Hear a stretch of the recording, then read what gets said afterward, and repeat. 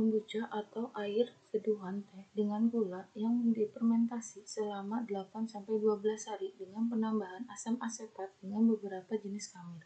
Teh kombucha ini sudah dikenal lebih dari 2000 tahun yang lalu. Perkiraan ramuan ini berasal dari Siberia bagian selatan.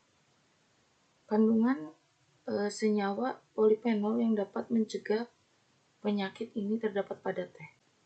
Pembuatan teh kombucha ini menggunakan dua jenis teh, yaitu teh hijau dan teh hitam. Perbedaan pada teh hitam dan teh hijau ini terlihat pada perlakuan pengolahannya, di mana teh hijau tidak mengalami proses fermentasi, sedangkan teh hitam mengalami proses fermentasi terlebih dahulu.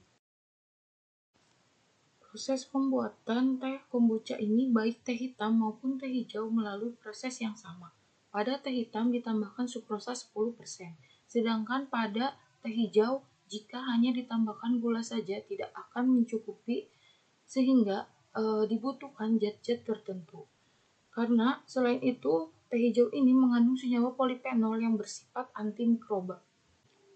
Selama fermentasi akan terbentuk lapisan putih seperti lapisan pada nata. Lapisan ini dengan ketebalan 2-3 cm.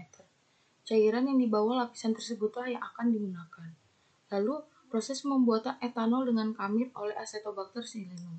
Ini mengubah glukosa menjadi asam glukonat oleh asam asetat. Fruktosa yang dalam jumlah besar dimetabolis menjadi asam asetat. Pada data penelitian yang menunjukkan data kadar asam asetat kombucha ini mengalami kenaikan pada hari ke-0 sampai hari ke-5. Baik teh hitam maupun teh hijau. Karena di sini asam asetat akan mencapai puncak pada hari ke-5 dan hari ke-6. Lalu kemudian akan menurun. Penurunan ini disebabkan oleh laju pembentukan yang semakin tinggi sehingga dapat menghambat reaksi penguraian substrat menjadi produk. Penelitian pada data jumlah sel pada teh kombucha ini menunjukkan kenaikan jumlah mikroba pada hari ke-5, baik teh hitam maupun teh hijau.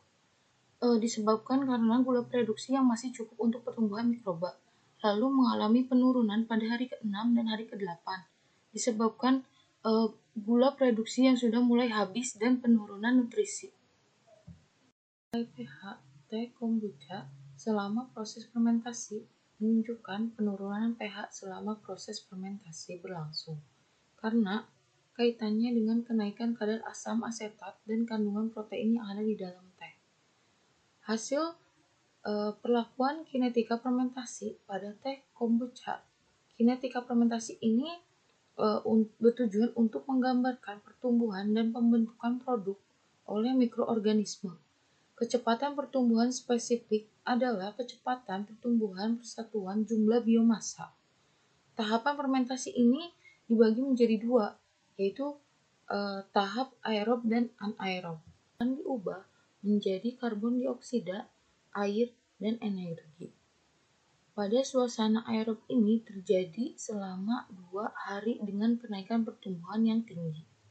Setelah itu mengalami penurunan pertumbuhan baik teh hijau maupun teh hitam.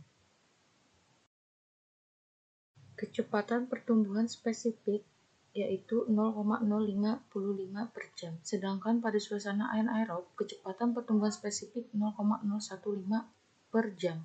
Hal ini menunjukkan bahwa teh hijau ini dengan sel mikroba akan lebih cepat tumbuh pada suasana aerob karena kandungan gula produksi dari teh hijau ini lebih tinggi, sedangkan pada teh hitam pada suasana anaerob. Proses fermentasi ini gula akan diurai oleh ragi dan menjadi gas karbon dioksida, asam organik, dan enzim. Dari kombinasi tersebutlah menjadikan rasa khas pada teh kombucha. Lalu percobaan Minang 2008 ini menunjukkan bahwa kadar produksi pada hari kedua sudah mengalami kenaikan karena reaksi hidrolisis, di mana lama fermentasi juga dapat mempengaruhi pada gula produksi. Y-PPS ini menunjukkan banyaknya substrat yang digunakan untuk pembentukan asam asetat, sedangkan Y-XPS menunjukkan banyaknya substrat yang digunakan untuk pertumbuhan sel.